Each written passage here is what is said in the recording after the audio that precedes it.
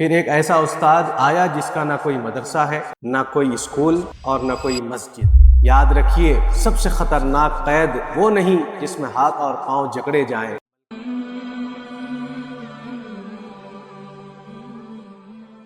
آج کا سب سے بڑا سوال یہ نہیں کہ آپ کتنے کامیاب ہیں، آپ کے کتنے فالوورز ہیں، یا لوگ آپ کو کتنا چاہتے ہیں یا جانتے ہیں۔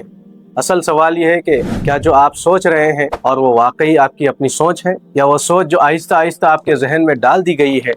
ہم سمجھتے ہیں کہ ہم اپنی مرضی سے فیصلے کرتے ہیں، اپنی پسند خود بناتے ہیں اور اپنی زندگی کا راستہ خود چنتے ہیں، لیکن کبھی ہم نے یہ غور کیا کہ ہماری کامیابی، خوشی اور زندگی کے معیار کی تعریف آخر بنی کیسے؟ بچپن سے ہمیں بتایا گیا کہ اچھے نمبر، اچھی ملازمت، بڑا گھر، مہنگی گاڑی، شہرت اور دولت ہی کامیابی ہے۔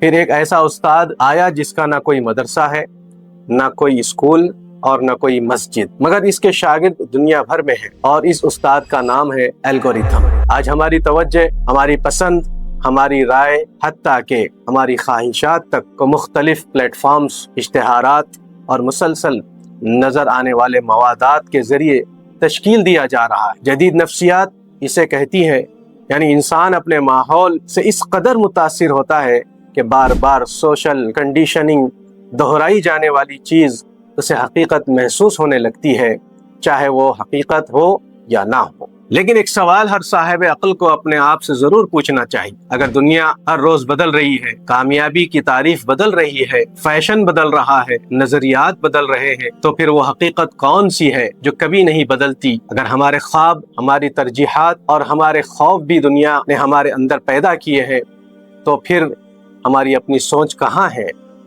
یاد رکھیے، سب سے خطرناک قید وہ نہیں جس میں ہاتھ اور پاؤں جکڑے جائیں، بلکہ وہ ہے جس میں انسان کی سوچ قید ہو جائے اور اسے اس کا احساس بھی نہ ہو۔ انشاءاللہ اگلی نشست میں ہم قرآن مجید کی روشنی میں سمجھیں گے کہ انسان کا ذہن دوسروں کے اثر میں اتنی آسانی سے کیوں آ جاتا ہے، اور اللہ تعالیٰ نے اس سے نکلنے کا راستہ کیا بتایا ہے۔